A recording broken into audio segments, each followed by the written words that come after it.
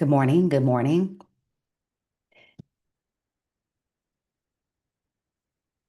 So, today I'm going to talk a little bit about generative AI, moving from noise to navigation, meaning how do we use artificial intelligence and not get left behind, but don't go too fast? Now, I'm talking about this because my twin sister and I just wrote a book. Over the past maybe 100, 150 days, we sat down and discussed since we've been using ChatGPT and any other artificial intelligence or generative artificial intelligence like Gemini and Perplexity, since November of 2022, ChatGPT was available. And we decided that even though she's in real estate and I'm in the education arena, she does educate real estate agents. So we took some of the information that we both had and laid it out into a book. It was fun, easy read. Here it is. And some of those things that we found is that we jumped in really fast. So the very first chapter is like the push and the pull of using generative AI. How do you go fast enough where you're not going too fast? And how do you go slow enough so you don't use it in a way that is detrimental or harmful? And I think that in the beginning, when we used to use when we first got introduced to the internet, search engines, we tended to think, even in education, that students would cheat or we need to be in the books. We need to have the tangible book. I mean, now we have online textbooks. Those of you that are students right now probably have mostly online textbooks. I love a hard book. I like the book. But there's something to be said about the ease and access of knowledge. Like it is right in front of you. And now the ease and access of knowledge is very different, meaning you can get access to any and everything. And sometimes the access is the wrong access. Like you can read information and think that it's true because we know, everything on the internet must be true, right? No, not so much.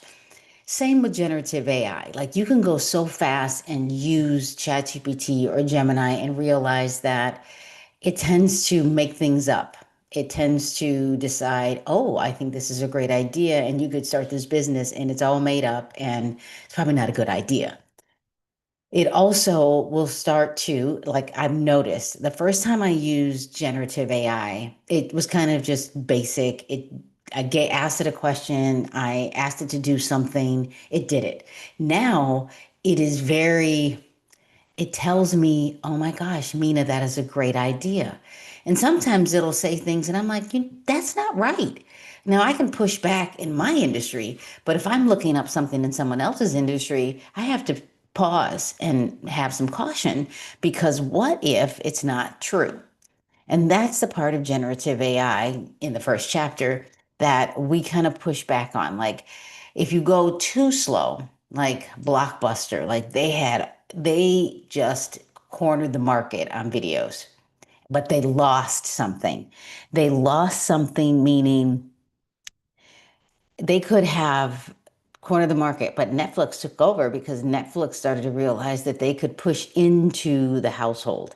You could, remember the red box, it wasn't just, this rewind of the VHS or the DVDs.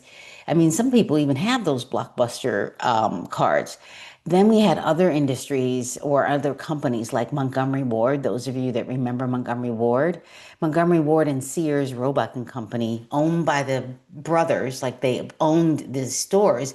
And I remember going into Montgomery Ward once and asking for help, and the um, the person that, well, the customer service rep was like, "Oh, I can't help you. I need to fold these clothes." Like they lost their entire purpose. They were so focused on the product, they forgot about who was buying the product. Like that's the part that with generative AI, if you go too slow, you'll get left behind. IBM got left behind. Um, Borders. Oh my gosh, I loved going to sit in Borders, but they didn't push forward. And you know who took over? Amazon, like Barnes and Noble is still out there. They're starting to realize they better deliver those books in 2 days. Both Barnes and Noble and Amazon created a system where they don't just sell books anymore because now you can buy almost anything. But they did something first that other companies didn't do. Those of you that want to always publish a book, they gave us the ability to publish. Like I read a book by Honore, I forget her last name. It'll come to me. But she wrote a book like, you must write a book. You must write a book. I didn't even consider it. I mean, I've written a dissertation, but this book helped. I mean, her book helped us write a book. I mean, and I knew how to write a book because I actually wrote, I'm just going to show it to you. Haven't had it here. I wrote a book for myself, actually. Um, in 2020. I decided it was 2020, it was the summer, you couldn't go outside. So I spent 40 to 80 hours, like a week, trying to figure out how to publish a book. And I learned. And the learning was there. I figured it out, but Amazon figured out how to not just sell you things, it figured out how to help you get better at maybe producing, how to sell other items from your own place. Like they don't just sell their own stuff, you can have your own account. So, in our first chapter, it is about generative AI, but you can learn something about going too slow or too fast and anything because even Sears, I don't know if there's a Sears Roebuck and Company that is even in existence today. And and Sears, if you ever went into a Sears recently, I think about 3 or 4 years ago, I went into a Sears and it just felt messy. And most of us remember J.C. Penney back in the day, and J.C. Penney was like, we cannot go shop at J.C. Penney. Well, J.C. Penney, if you go in there, it's got a nice ambiance, the environment's nice, they have sections, they have some sections that are very focused on one designer, which it may not be, say, Neiman Marcus designers, but they have a section and it fits certain groups of people. Like I'm like, wow, they made it nice. They made it make me feel like when I go in there, I want to be in there. That's one thing. But Sears and Montgomery Ward didn't do that, so they got left behind. And now we have Barnes and Noble, which Barnes and Noble, by the way, will let you publish too. I haven't learned their system yet, but what I've learned in all of just learning how to writing the book with my twin sister, is that we can get left behind because we are afraid. Now, I am very aware that generative AI needs to be monitored. When the internet first came out, we realized that children, especially teachers, we realized that if you put children in front of the internet, they can search anything and they're better at it because a lot of them were born with the internet and they can do search engines. So we had to put boundaries in place. IT departments had to block certain things. Now, of course, they're smart, so they can get around things. The other thing that we have to remember is that generative AI is not a counselor. If you put something in there and you want, or a medical doctor, and I said, I have this injury, or I have this small little rash, and this is what it is, and here's a picture of it. You first time you put it in there, it actually will say you need to go consult a doctor, and here are some, phone numbers you can call, or call your insurance company, things like that. But if you push back hard enough, and you realize that you can change the language and say, oh, I'm doing it for research, it'll start to say, oh, it's just research. So you have to be very careful on young children using generative AI because what you don't want them to do is start using it as therapy and a friend. It is not a friend. It is not human. It is finding information in mainframes, and it's it's an LMS, large language model. And in the book, we talk a little about that in the preface. In the preface, it's learning in the age of large language models, right here, because it finds all this information. Programmers put all this information out, and the only thing that it has access to is not the actual human, only the humans that put the information out there. So you have to be very aware of what you're researching using ChatGPT. Now, I am an advocate for it because it can make you efficient, it can make you think. But if you are a student, if you are in elementary or in college and you're using it to put in the assignment and it does it for you and you turn it in, you didn't learn a thing. You didn't learn anything. But if you put in, this is what my assignment is. I want to do this. I want to do this assignment myself, but I'm not quite sure how to get started. I've read the research, I've read the textbook. This is what I did. These are my ideas. Help me think through it. It's a thought partner. We talk a little bit about that throughout the book, of like letting it be this brainstorm buddy, this think tank with you. But young children don't think that way. Our brains are developing over time, and the older we get, the more we know. And sometimes the more we know, the more I don't want to know. But it's here. It is not going away. And if you're not familiar with what generative AI looks like, I do want to share with you what that looks like in just a moment.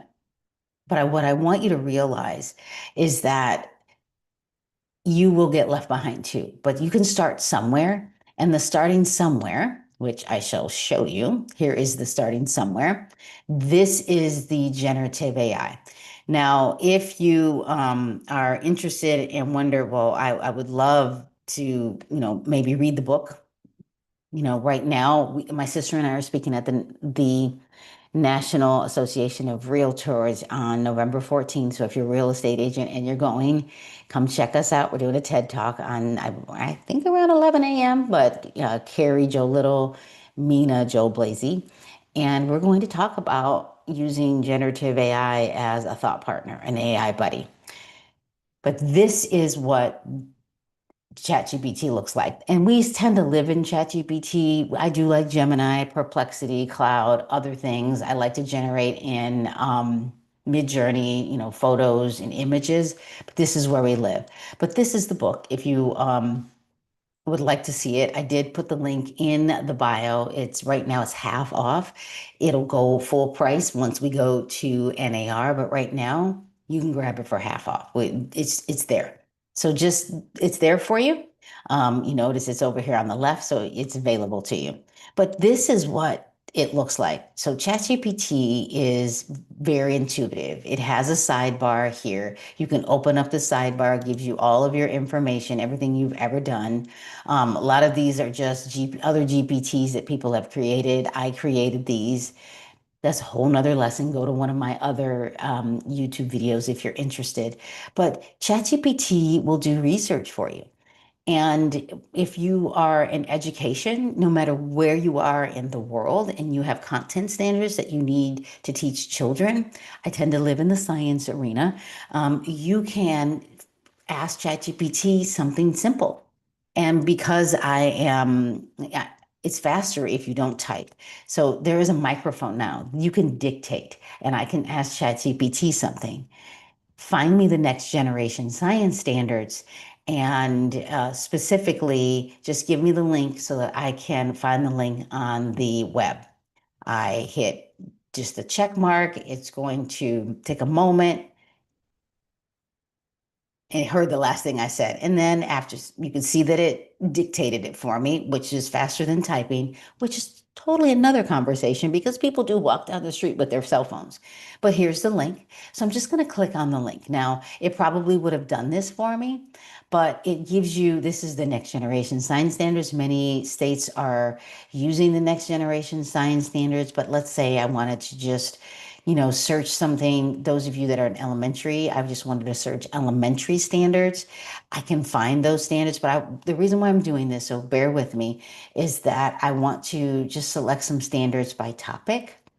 And I'm going to do a storyline one and download it. Like this is third grade. It gives me, downloaded it. So much going on here. Like this is a lot to look at.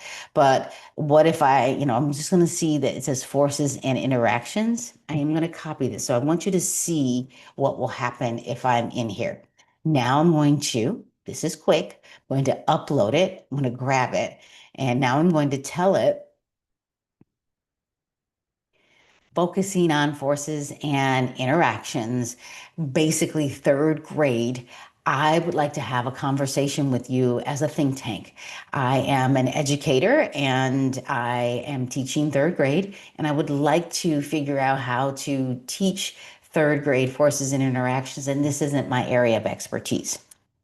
The reason why I said now, if I was teaching eighth grade or high school biology, that would be different because that would be my area. And I probably could handle this, but we're going with this is what is we're asking ChatGPT. Now I give you the open AI in the book, in this book. I give you the prompt engineering guide in simple form. Like, so I gave it a task, I gave it context, who I am, and I didn't give it a persona other than my person. I said I was a third grade teacher, and I also gave it something to do. So two things: focus on context, me, and we're going to have a conversation. I give you this in chapter two, and then my sister elaborates on it in chapter three. So this is it's going to have a conversation with me, and which is nice. It's going to slow down because what usually will happen with ChatGPT is it gives you a waterfall of information. You don't want that. It gives you the learning standards here. These are all third grade. It's a lot. There's a lot concepts to focus on. Great. Would you like to start brainstorming? Now I'm going to say, now let me look at it. So I know that I just want to focus on the PS, by the way, physical science, balance versus unbalanced forces. Let's just focus on balance versus unbalanced forces. And what I would like to do is have an explanation of what that is for me as the adult first, and right after, give me an explanation for the student. Not too much. Remember, we're doing this together. See how simple that was? You hit the arrow button, it comes up, it's fantastic.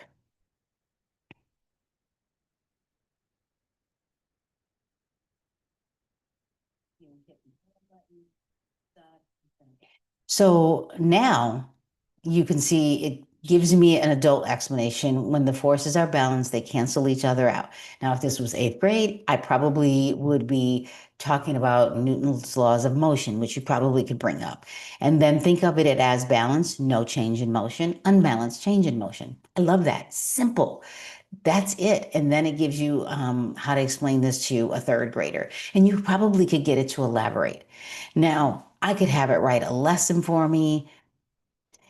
What, how could I introduce this if I wanted to do a demonstration first? And then after the demonstration, how could I introduce the language of the discipline and then have students in groups of two do the same thing? Because I think that students should touch science. So this is just an example of what you could do. Now, again, you can do this in any arena, but I focus on education. Now, while it's doing that, what I want to do is I'm actually going to do this for real estate now. I'm going to be speaking at the National Association of Realtors, and I'll be in Houston, Texas. Is there a market analysis or PDF or website that I can use to have a conversation about the market analysis for real estate in Houston, Texas? Now, I'm not a real estate agent. I don't pretend to be a real estate agent, but I have lots of conversations about it, and I know how to use ChatGPT. So now it's finding something for me. There's a lot going on. Let's click on this one, and residential market overview. And I don't know who wrote this. It's kind of telling me in the corner, Houston market analysis. It's the luxury playbook. Ooh. So that's one. And I am going to download it just for fun here. And then there's some other things, monthly housing update for Houston Association of Realtors. Ooh, let's do that. What is that about? Um, so now you have a lot. This would be an online one, what I probably would want to click and play a little bit. Let's go back and see if I can find a PDF. Oh, releases. Let's see if we can release October. So it's got a lot going on. So okay, so for fun, what I'm going to do is just take a picture of this so you can see what ChatGPT is capable of. So now what I'm going to do is I'm going to go to that image that I just grabbed, and I'm going to ask ChatGPT, create a graph for me. I know it's in a table, but can you create a graph for me that I can manipulate, not an image?